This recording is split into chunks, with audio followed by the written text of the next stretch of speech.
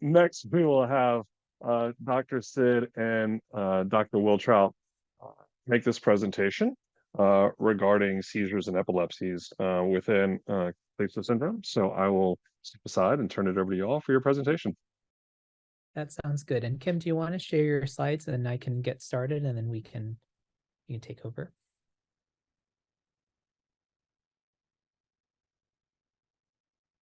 All right, perfect. So I am really excited to talk today about Kleefstra syndrome and epilepsy or seizure disorder within this syndrome.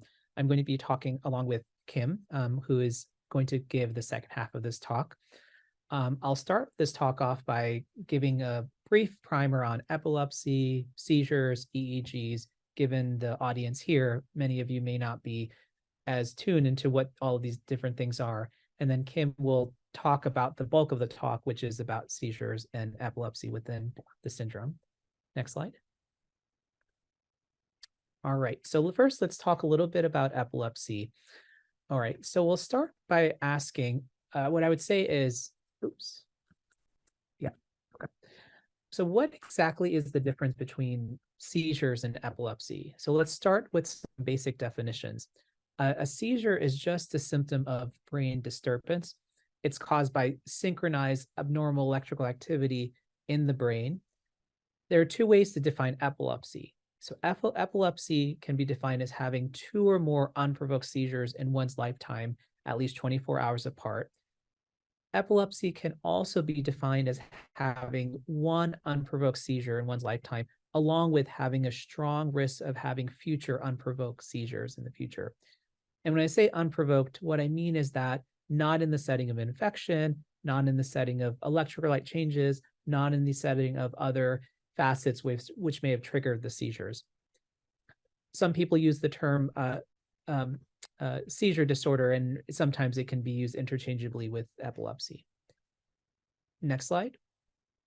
So this is a question that comes up is, are there different parts to a seizure? The ictal phase represents the time between the start of the seizure and the end of the seizure. And aura can be the earliest sign of seizure activity. Not everybody experiences an aura, but symptoms can include sensory symptoms such as strange smells, bitter acidic taste, vision changes, ringing, buzzing. It can include motor symptoms such as rhythmic jerking of the face, arms, legs, sometimes an inability to move or speak. Sometimes there can be autonomic symptoms such as dilated pupils, skin flushing of the skin. Sometimes there can be emotional behavioral symptoms such as a feeling of déjà vu or jamais vu or out of body sensation. The ictal phase differs from one or can differ from one person to another person. This can include a wide range of different possible symptoms, and we'll go through some of them in the following slides. Go to the next slide. So are there different parts of the seizure? So the recovery period after the seizure is known as the post-ictal phase. This can last minutes, hours, sometimes longer before somebody returns back to their baseline. Symptoms during this period can include arm, leg weakness, body soreness, confusion, drowsiness, feeling of malaise, headaches, nausea, so forth. Next slide. Families often wonder, what are the different seizure types? So we classify seizures based on 3 different concepts. Where the seizures start in the brain. Is it on one side? Is it on both sides? We classify seizure based on a person's level of awareness during a seizure. Is a person aware, responsive, or not? And we can also classify seizures whether they're motor symptoms, whether these motor symptoms are present or not. So based on these different concepts, we can classify seizures into focal onset seizures, generalized onset seizures, and unknown onset seizures. I'll review focal onset and general onset seizures in a little bit more detail. Next slide. Okay, good. In terms of the seizure types that are reported in Kleefstra syndrome, focal onset seizures have been reported, including focal seizures with impaired awareness, as well as focal motor seizures and other types of focal seizures. Generalized seizures have also been reported, and these include generalized tonic-clonic seizures, myoclonic seizures, and other seizure types. Next slide. let's switch gears a little bit and talk about EEGs. Up until this point, I haven't really mentioned EEGs or electroencephalogram, but EEG or a brainwave test is a huge part of the workup of epilepsy and seizures. So let's spend a little bit of time talking about it. First off, what even is an EEG? So EEG stands for electroencephalogram, and EEG is a brainwave test that's used to indirectly measure electrical activity in the brain, and it's a part of the evaluation of epilepsy. During the EEG, a tech sticks electrodes onto pre-designated places on the scalp. This test is non-invasive. The electrodes are not inserted into the skin. Rather, they're attached by a sticky glue to the head. You don't have to lie still, but during an EEG, we often like to capture brainwave activity while the person is sleeping and awake. There are a lot of different reasons why we use an EEG. Some of the big ones are as follows. So kids will often do funny movements or spells, and sometimes it's hard to tell if a seizure, whether it's a seizure just by looking at it. A gold standard way of confirming if a spell is a seizure or not, is to look at the EEG pattern during the spell. If the EEG changes in a way that's consistent with the seizure, then that confirms that spell is a seizure. A second big reason why an EEG is useful is in terms of helping to diagnose epilepsy. So remember, epilepsy is diagnosed as having 2 or more unprovoked seizures. However, if there's a first-time unprovoked seizure, we'll get an EEG. And if the EEG shows abnormal electrical activity that raises concerns for a decreased seizure threshold, that may be enough to say that there's a strong chance of having a future unprovoked seizure. And then the third reason why we get EEGs is to better characterize seizures themselves. Are the seizures focal, generalized? Are they coming from one particular part of the brain or versus both? And the EEG can help answer those type of questions. So with that said, with this primer, let me hand it over to Kim, and she can actually talk a little bit more about the epilepsy features within Kleefstra syndrome. Great, thank you so much, Sid, for that introduction and explanation of epilepsy and EEGs. Now, as he had mentioned, I'm going to talk more about epilepsy as it specifically as we see it in Kleefstra syndrome, particularly in the patients we've seen at Boston Children's Hospital in the Kleefstra clinic. But before I get to our data for the patients that we've seen, I wanted to look back at what's been reported so far in the literature in terms of the prevalence of seizures and epilepsy in Kleefstra syndrome. There have been multiple case series in the literature that have given a range of epilepsy, but it's been between 25 and 44%. I've put some of the larger case series here showing where we get those numbers from. This is obviously an elevated prevalence compared to the general population, with the CDC reporting, at least for the US, prevalence of 1.2% of epilepsy in the US population, and then looking specifically at children ages 0 to 17 years, 0.6%. So again, obviously a higher prevalence of epilepsy seizures in Kleefstra syndrome. So before I dive into looking specifically at the epilepsy data in the Kleefstra syndrome clinic, I wanted to just reiterate what Zoe had shared, some of the demographics from the patients that we've seen coming from 30 states in the US to Boston to see us in or to see the Kleefstra syndrome clinic. 39% of these patients are male with a median age of 8.5 years, but an age range of 1 to 35 years. And this is including 69 patients seen in the clinic. And then thinking and sharing more about the variants themselves, 57% or 39 individuals had an intragenic variant involving specifically a change in the EHMT1 gene. And then 28 individuals or 41% had a copy number variant involving 9q. So then diving a little bit more into epilepsy specifically, within our cohort, 78% actually had no seizures reported. 17% or 12 individuals did have epilepsy. 3% had febrile seizures, and then 2% or 1 individual had a provoked seizure that was clearly provoked from another cause. And I will say, interestingly, for febrile seizures, that 3% is about what is reported in the general population, with about 1 in 25 children having febrile seizures. And what we mean by febrile seizures is an individual who is between the age of 6 months and 5 or 6 years old who has seizures only in the setting of fever and at no other time during that time point. And we don't consider that necessarily epilepsy, although sometimes individuals will have seizures in the setting of fever. And we do wonder, could this be the first presentation coincidentally of someone who's later going to go on and have seizures not in the setting of fever, for instance. And then looking a little bit more at the seizure types that we see in those with Kleefstra syndrome, you see there is a range here. And the most common seizure type that we see are the tonic-clonic, meaning seizures that first start with a stiffening phase, stiffening of the extremities, and then have a rhythmic jerking of the extremities. The next common type is myoclonic, seizures that have a quick, brief jerk of the extremities. And that's followed by seizures that have semiology or a clinical picture of being a focal seizure with impaired awareness. So starting in one part of the brain and causing an alteration in their responsiveness or their consciousness.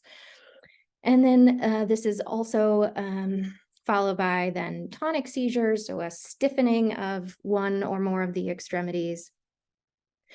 And I had missed that also we see a high prevalence of spasms, which is a very particular seizure type. That's a very quick sort of often flexion of the head and neck with the extremities that's seen typically in infants. And we'll get into that more in the next couple of slides. And then less commonly, but still seen, are absence seizures, atonic or drop seizures with loss of tone, and then clonic seizures with rhythmic jerking.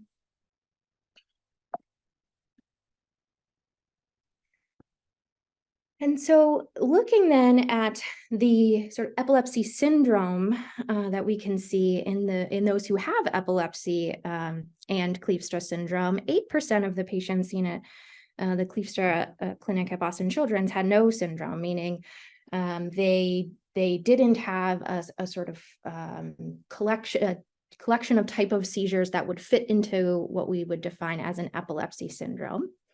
25% had focal epilepsy. They had focal seizures, no other type of seizures. 25% had what I was referring to earlier as infantile spasms, or more recently, the ILAE, which determines the criteria that we use to describe epilepsy syndromes, has renamed this infantile epileptic spasm syndrome. So these 25% of individuals have an early onset of epilepsy with infantile spasms that we usually see, again, in the general population, have onset between 4 to 6 months and a year old. And this is, again, true for those with Kleefstra syndrome. And then 25% have an epilepsy and seizures that meet criteria for Lennox-Gastaut syndrome. And what's described by this syndrome is a sort of collection of multiple seizure types and very specific findings on the EEG. And this can guide the medication management for the individuals with the different epilepsy syndromes.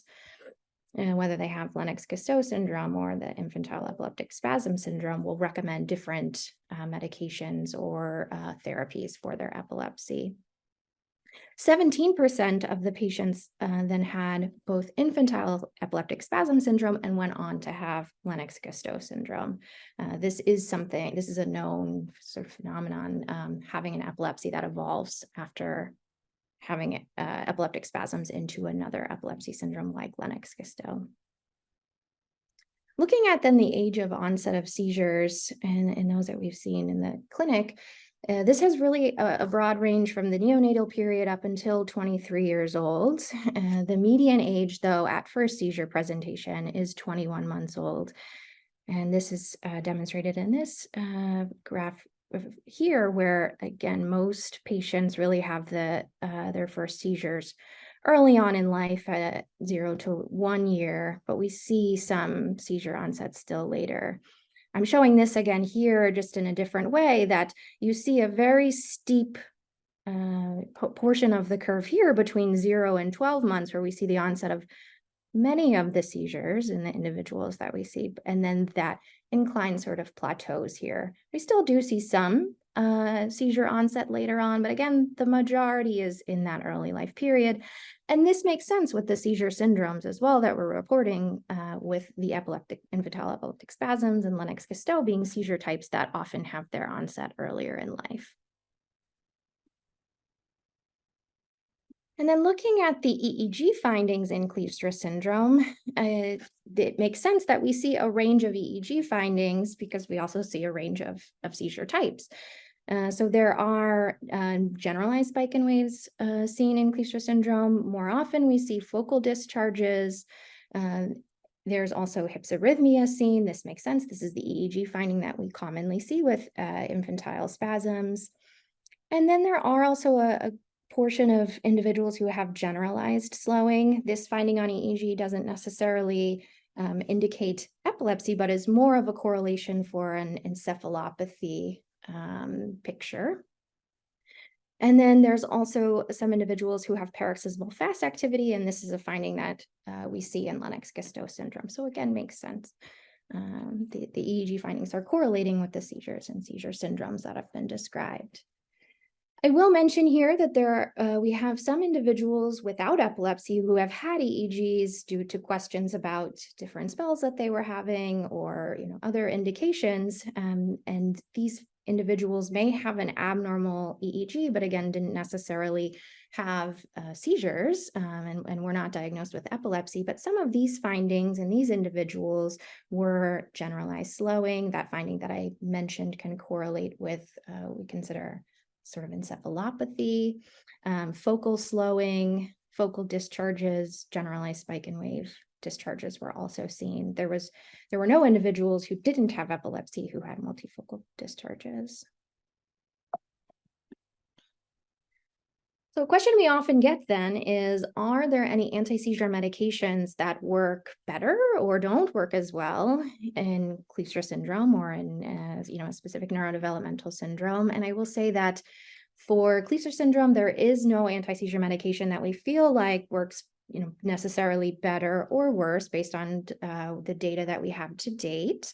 The lifetime number of seizure medications that were reported in our patients were really range from 1 to 10 anti-seizure medications with a median or an average of about 4 medication. You can see this spread here, with more often patients having fewer medications. And then on this graph, I'm showing the different medications that were used in these individuals and the frequency with which they were used.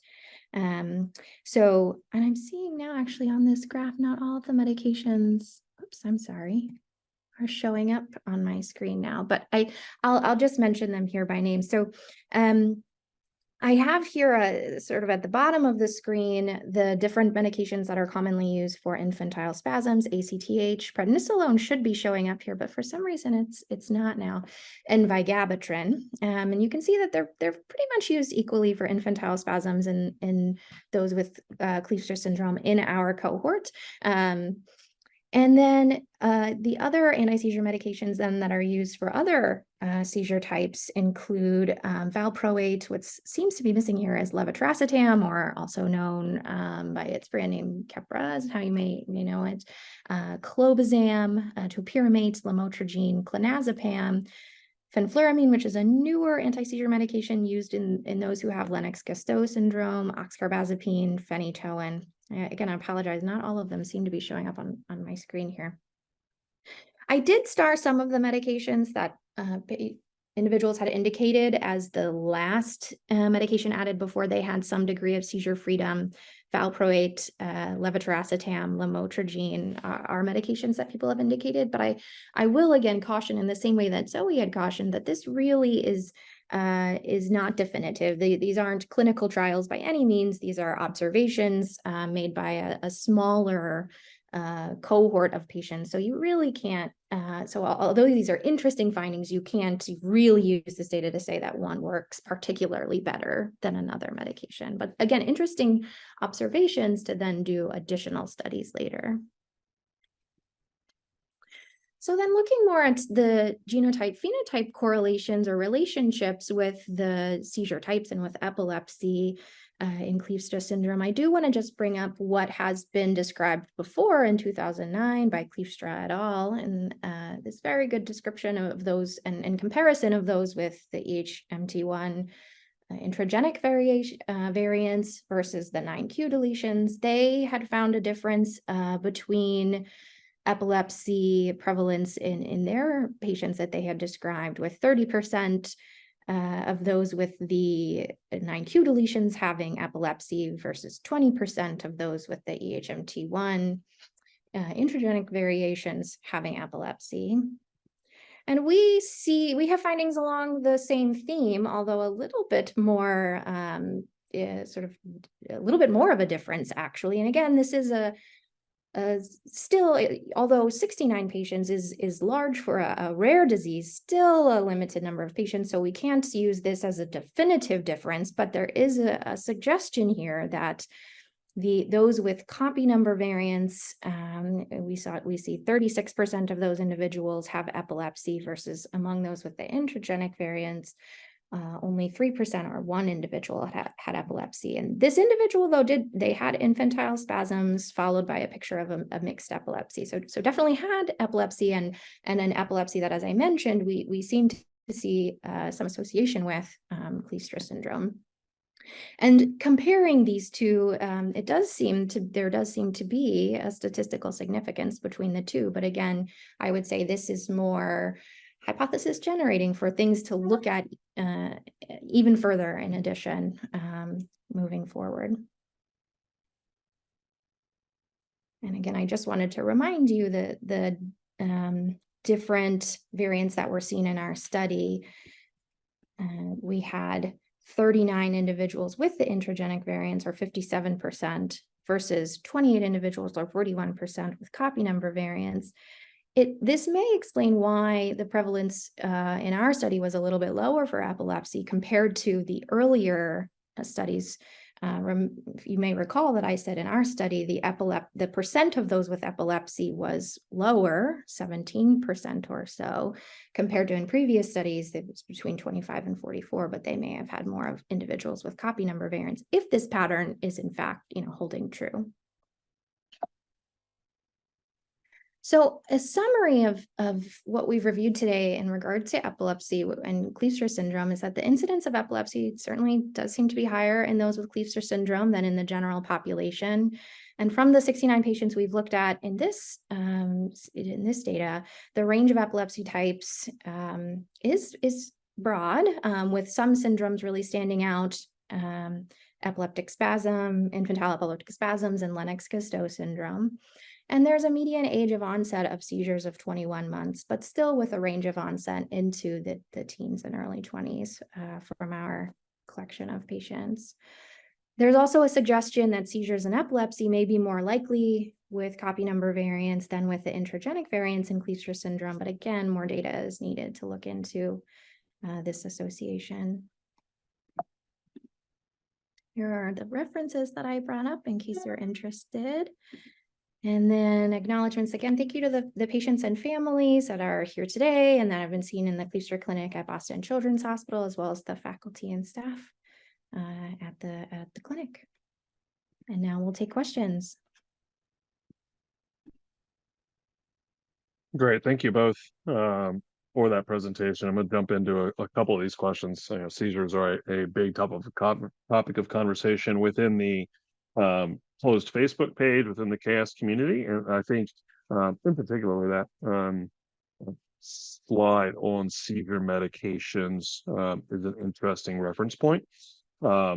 Here's a couple of the questions. I'll just read them directly. How would you classify febrile seizures after infancy? Their child still has them at 14 years old. The EEGs show abnormal activity, but not seizures. There have been spells of facial tics too, again, but they were told they were not seizures. Yeah, I would say that you certainly want to be able to take everything into context. So it's, it's hard to say anything definitive without knowing the entire picture, of course. But for febrile seizures, what is the general definition that we in pediatric neurology I'll hold is that febrile seizures really should occur between 6 months and sort of 5 to 6 years old, should be outgrown after that. If seizures after that point are still continuing with fever, then it really no longer is febrile seizures as the sort of entity that we think of. Now, could you have febrile seizures or seizures only in the setting of fever and they're provoked? Certainly, that fever is a provoking factor, but at that point we do usually look into other causes and really strongly consider if someone would need to be on an anti-seizure medication or not in that situation. Great. Thank you. The next question is, how often are you seeing patients using multiple medications in concert to suppress seizures versus a monotherapy approach? Yes. So here in this slide, I have described the lifetime number of medications. I don't have a slide here with data on a combination of medications, but certainly we do see that for some with epilepsy, you do need a combination of anti-seizure medications. That definitely does happen. And we try to, when using a combination of anti-seizure medications, do so in a way to combine them, in a way that makes sense to avoid side effects and to optimize the control of seizures. Right. Yeah. So this is I told you this is a hot topic. We got questions flowing in. So let me. And I can try to it. fix this slide here. I apologize. I don't know what happened between. It's I no. think to expand the figure, maybe I think when it gets crunched, maybe if you just zoom out. There it is. Okay, thank you. I must have changed there we go. Thanks, Sid. I'm imagining everybody's There you go. rushing Now to you can see all of them. screenshot. There you And go. we'll make this available afterwards. I think this is one of those slides that could be really helpful. Just as a reference point, it's again, I think to your point, like there is no specific right answer. You can see it by just kind of how the graph is broken down, but maybe as someone is going down this journey here, this is information that they could have in discussions with their physician and neurology team. What is the best way to detect absence seizures? So I would say the first thing is to be aware that they exist. And so if you have concerns that there is, staring with what we call behavioral arrest, so there's a staring and a, stopping in their activity and they aren't responding to you, meaning you call their name, you kind of shake their arm, you kind of tap them maybe on the head, try to get your child to respond and they're not responding, then the first thing you want to do is share that information with your neurologist. It can, although absence seizures can be a sort of quicker seizure type, it's helpful if you can take videos of that, whatever, spell that you're seeing, to share that with your neurologist so that they can appreciate what you're also seeing. And then usually, the next step that I would take if someone has concern about absence seizures would be to get an EEG. Ideally, you would be able to capture that spell of concern on the EEG to really try to correlate those blank stares and lack of responsiveness to what you're seeing on the EEG. But you may even see activity, what we call interictal activity. So activity when someone isn't having a seizure, that will be a clue that they have that propensity to have seizures, and can make the diagnosis potentially even without capturing it. Although capturing the spell is really the gold standard. I'm going to jump into 2 more questions and then we're going to work on to the next presentation. Question is, did you collect any data on, I'm going to mess up probably the pronunciation here, Epidiolex use in KS patients? Yes. So I looked, we did. There it is. look for Epidiolex, and it is here. I think that was one of the medications that was hidden from view earlier. Again, I apologize about that, but now it's there. So yes, Epidiolex is the FDA regulated form of cannabidiol, and it has been used in individuals who have refractory seizures that are refractory to medications, meaning not responding to the first 2 anti-seizure medications tried. And then the last one that I'm going to ask here, and there's still a couple of questions, so I'll do my best to put those in the chat or to connect you in afterwards. But can you speak to seizure rescue medications? Yes. So I did not look to see, I don't have data here to share about the use of seizure rescue medications, but I can just generally speaking talk about the use of rescue anti-seizure medications in that we typically seizures will stop on their own by about 2 minutes or so. If a seizure is lasting longer than that, then we will at times recommend that someone have a rescue medication available to give at 5 minutes to keep the seizure from going on even longer. And these rescue medications are medications that are in the class of benzodiazepines, and they include formulations of diazepam or midazolam. In younger children, we tend to use a formulation that is given rectally. And then as children get older, there are now newer medications on the market that can be given intranasally, actually. So you can start to consider those when kids are over the age of 6. Okay, I think that's a good amount of questions. Again, there's still some other ones, so if y'all are able to hang around for a little bit, we can continue this in the chat.